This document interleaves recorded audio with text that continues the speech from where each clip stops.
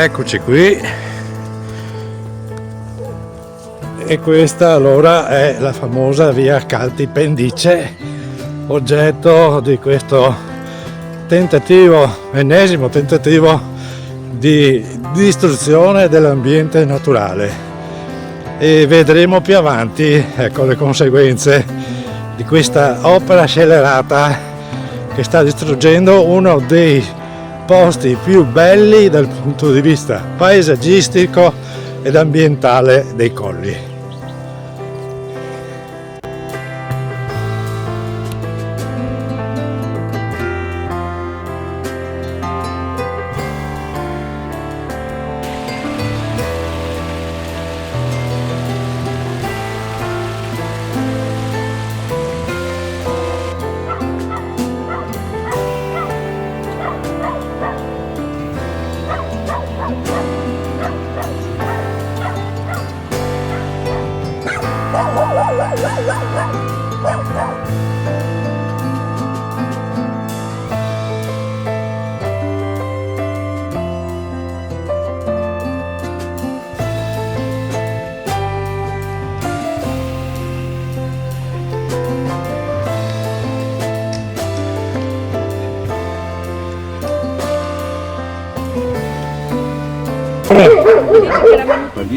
Consigliere, buongiorno.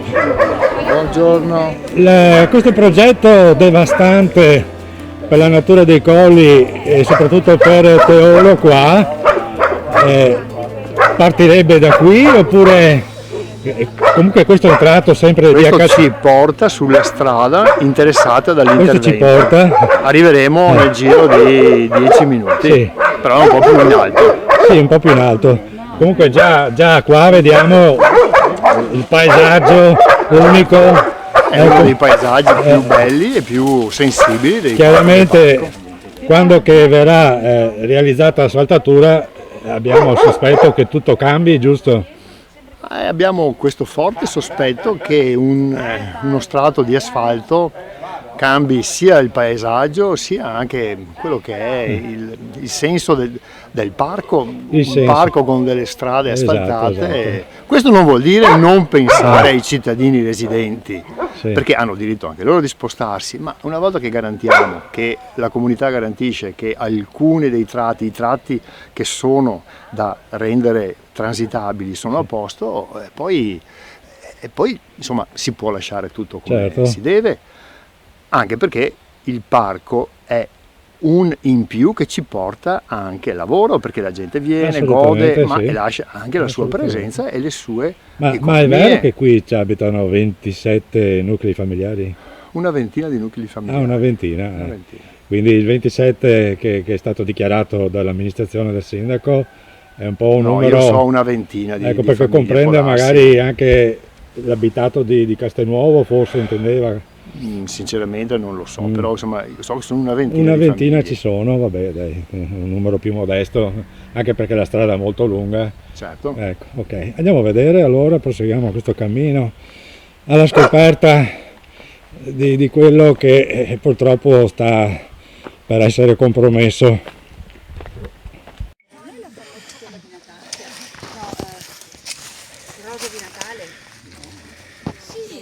Proteggere la doppia curvetta, no? Perché veramente quando c'è il tornantino con la curvetta le macchine raspano di più, vero? Sì, sì. Soprattutto quelli che comunque non hanno... questo qua l'hanno fatto adesso sto passaggio qua? No, questo c'è sempre stato. No, ma mi sembra abbastanza rullato. No, l'hanno rullato, rettificato. Ma scusami, sto chiusino qua? Questo qua l'hanno messo. Questo non lo so, perché io avrei anche delle foto vecchie, però no, ma questa è sempre stata una strada bianca, sempre, lo è sempre stata.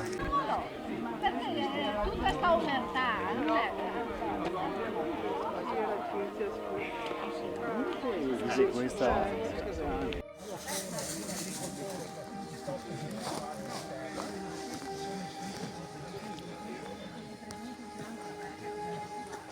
Allora, qui siamo, se non sbaglio, in una strada agro-silvopastorale a caratterizzazione forestale, giusto? Sì, sì, il piano ambientale la identifica come strada forestale questo.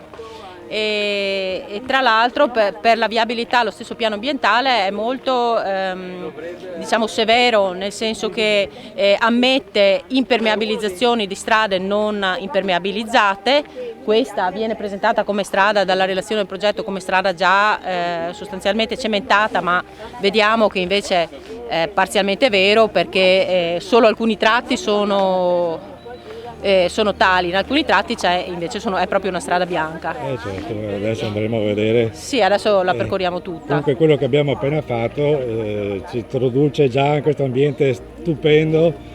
Già mi sono reso conto... Aggiungo che la preziosità di questo luogo, di questo ambiente, qui abbiamo Rocca Pendice con il castello di Speronella che è in condizioni insomma precarie, è talmente stata riconosciuta che la regione l'ha acquistato ancora, mi pare nel 2008, comunque diversi anni fa, e per 500.000 euro, e ha commissionato un progetto all'Università di Padova o di Venezia per la valorizzazione.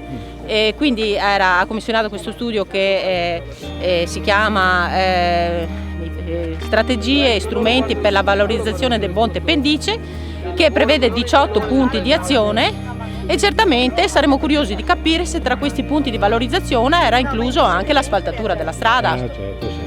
Comunque qui, essendo strada forestale, secondo quello che mi pare di ricordare, l'accesso non è consentito a tutti. No, l'accesso quale strada forestale naturalmente è consentita per le funzioni a cui la strada è e per i residenti certamente. E i servizi. Non mi risulta che questa limitazione, adesso non mi risulta che questa limitazione sia segnalata all'inizio della strada, ma comunque questa dovrebbe essere la... E per quello che ricordavi, Castello Speronella, c'è qualche cosa in cantiere secondo te? Ma a quanto mi risulta assolutamente no. Continuerà a essere abbandonato così, diroccato? Sì, anche un po' in balia, diciamo, atti vandalici, come sempre succede per queste... Ecco, quello che vediamo qua è uno scavo recente, prima non era assolutamente così. Infatti potremo controllare dalle foto fatte prima dell'inizio dei lavori. Qui chiaramente c'è stata una compromissione di quello che poteva essere prima, questo ecco qua è ancora più evidente.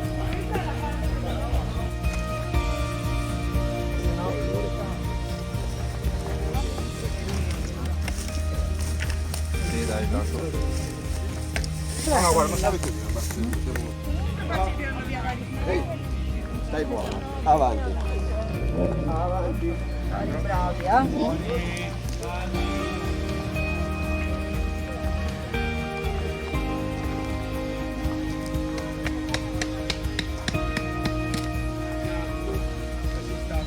Ho tutta fatta questa gittata di ghiaia e adesso vogliono asfaltare tutto qua.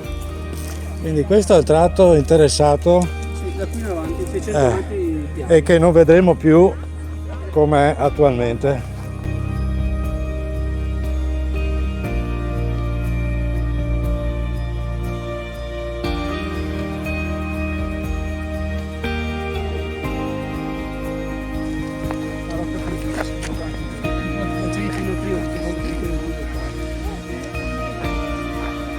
Allora il sentiero del CAI è un po' più indietro, mentre da qui si arriva anche sotto a Rocca Pendice,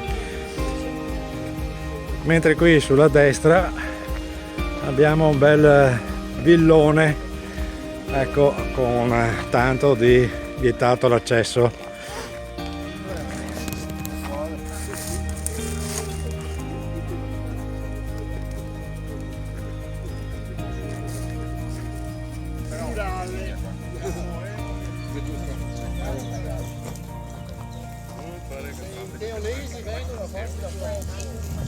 Noto con dispiacere che non c'è nessuno. Allora questo che abbiamo visto è il pezzo di tracciato attuale strada bianca che vorrebbero appunto sistemare asfaltando, una sistemazione che compromette, lo ripeto, non dobbiamo mai stancarci di dirlo, che comprometterà questo ambiente particolare. Allora, cosa c'è di particolare in questo tratto che abbiamo appena visto? Sì, qui era una vecchia mulattiera ed erano presenti ancora i massi in trachite La Sintrachite che poi vedremo nella della foto. storica mulattiera di Colli Ugani, che adesso è coperta da Quanto lungo da era ghiaia. questo tratto? 500 metri. E mostrava questi massi? Sì, sì. Quindi hanno fatto proprio un lavoro di ricopertura senza salvaguardare di quello che c'era di storico, diciamo. Esatto. Le mulattiere di 100 anni fa. Una coperte. memoria che se ne va, chissà se per sempre. Questo che vediamo è l'unico tratto con una vera pendenza di questa strada bianca. Ecco, l'unico tratto sarà una quarantina di metri che in teoria potrebbe, anche 50 metri, che potrebbe giustificare un intervento così impattante, sempre tra virgolette. E questo è un tratto particolare anche per la presenza, come vediamo, di tanta acqua di ruscellamento che viene giù da questo versante, e qui c'era notevole presenza di rospi e salamandre, come possiamo immaginare. Quindi anche qua ecco l'aggravio del problema, naturalmente. Si parla tanto di salvaguardare la microfauna e la microflora, però ecco ci viene veramente un dubbio sull'operato di questa amministrazione, sia del parco e soprattutto del comune di Teolo. Tra l'altro verrebbe anche da aggiungere che nella legge regionale che prevede la manutenzione e la viabilità delle strade agro-silvopastorali c'è pure un capitoletto dove verrebbe prescritta, in caso di manutenzione di questi ambienti, la presenza, la realizzazione di corridoi ecologici. Ecco, quindi qua si sarebbe dovuto fare almeno un sottopasso, come già esistono in altre località di Colli Ugani, un sottopasso per i rospi e per la piccola fauna locale. Ecco, poi come possiamo notare già c'è un passaggio di alcuni mezzi e sono appena transitati anche dei motociclisti. Pur essendo così, ecco, come strada forestale, in teoria non ci dovrebbe essere passaggio veicolare se non quello appunto dei residenti per accesso ai fondi e per la manutenzione appunto boschiva. Quando che ovviamente la strada forestale viene asfaltata, secondo me perderebbe proprio la sua caratteristica di strada forestale, come ben dice il nome e ben ci fa capire quale dovrebbe essere il suo ruolo. Qui siamo proprio sotto la rocca pendice e abbiamo anche in effetti un altro accesso bellissimo, anche qua proprietà privata. Ma se non altro queste strade private forse salvano un po' qualche cosa della situazione. Sento il cuore vibrare, ogni melodia è un ricordo che torna, stringendo le mani la speranza si adorna. E in questo viaggio io ti porto con me tra le stelle, troveremo la libertà. Quando il mondo sembra scivolare via dolcemente. E qui fino a 30 anni fa, su questi rivoli d'acqua, c'erano anche piccole popolazioni di gamberoni d'acqua. Mi passo con la luce che mi circonda. E in questo viaggio io ti porto con me tra le nuvole, troveremo la verità.